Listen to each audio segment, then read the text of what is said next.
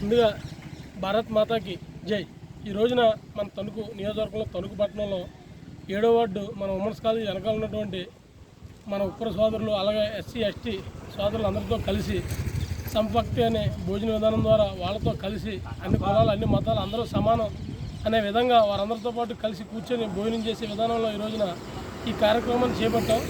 ఈ కార్యక్రమం యొక్క ముఖ్య ఉద్దేశం ఏంటంటే సమాజంలో ఎంతోమంది ప్రజలందరూ కూడా నాకు డబ్బు ఉంది, నువ్వు ఆ క్యాస్ట్ నువ్వు ఈ క్యాస్ట్ ఇప్పటికీ కూడా ఎంత మారుతున్నా మన నరేంద్ర మోదీ గారు అదేవిధంగా ఎంతోమంది రాష్ట్ర ముఖ్యమంత్రులు అందరూ ఎన్నో విధానాలు తీసుకొచ్చినప్పటికీ కూడా అందరూ కూడా ఇంకా నువ్వు ఆ క్యాస్ట్ నువ్వు ఈ క్యాస్ట్ ఇలా ఇబ్బందులు పెట్టడం కొన్ని చోట్ల కొంతమందికి కొన్ని అందడం కొన్ని అందకపోవడం ఇలాంటి విధానాలు చాలా ఎక్కువగా ఉన్నాయి ఈ సమాజంలో. వీటిలన్నింటినీ నిర్మూలించే దిశగా మా ఈ ప్రయత్నం. నా పేరు నంది బాలవినాయక వరప్రసాద్. నేను బీజేపీ యువమోర్చా రాష్ట్ర కార్యదర్శిగా ఉన్నాను. ఈ రోజున ఈ కార్యక్రమం కేవలం ఒక ఈ సంపక్తమైన భోజన విధానం మాత్రమే కాకుండా వీరందరికీ కూడా సొంత ఇల్లు లేవు, ఎవరికి కూడా ఆధార్ కార్డు కానీ కొంతమందికి రేషన్ కార్డు కానీ అదేవిధంగా కొంతమందికి పెన్షన్ కానీ రావట్లేదు. వీళ్ళందరికీ నేను మాట ఇస్తున్నాను ఏంటంటే సమాజంలో ఒక పార్టీలో ఉన్నటువంటి ఒక కార్యకర్తగా నేను మీ అందరికీ అండగా జీవితాంతం ఉంటానని, అదేవిధంగా ఒక నెలలో మీ అందరికీ కూడా ఈ సమస్యలు తీర్చే దిశగా నేను ప్రయత్నిస్తానని చెప్పి వాళ్ళకి పూర్తిగా మాట్లాడడం జరిగింది.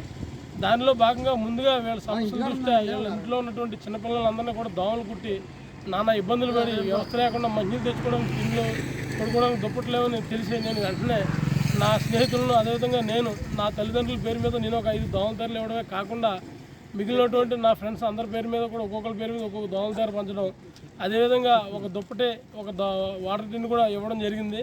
వీళ్ళందరికీ కూడా ముందు మనం ఏంటంటే దోమలు కొట్టకుండా వాళ్ళ పిల్లల కాళ్ళకి రక్షణ విధంగా ఇల్లు ఎదురుగా వచ్చే జిప్పేసుకుని లోపల పడుకునేటువంటి దోమల తెర ఇవ్వడం జరిగింది. ఒక వాటర్ టిన్ మంచినీళ్ళు తెచ్చుకునేలాగా, ఎందుకంటే ఇక్కడ కుళాయిలు కానీ ఏదైనా అడుగుతుంటే మన మున్సిపాలిటీ సిబ్బంది కూడా ఇక్కడికి చెత్త వేయడానికి కూడా ఎత్తుకోవడానికి వేసిన చెత్త ఎత్తడానికి కూడా రావట్లేదు.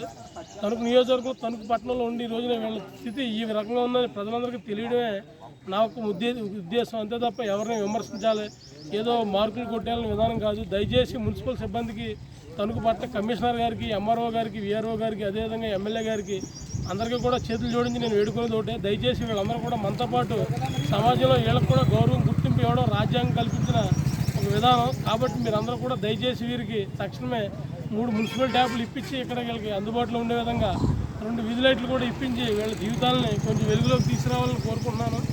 అదేవిధంగా రానున్న రోజుల్లో వీళ్ళకి పూర్తిగా ఇల్లు పట్టాలంటే అన్ని ఇప్పించి బాధ్యత ఈ బాలవినాయక్ పూర్తిగా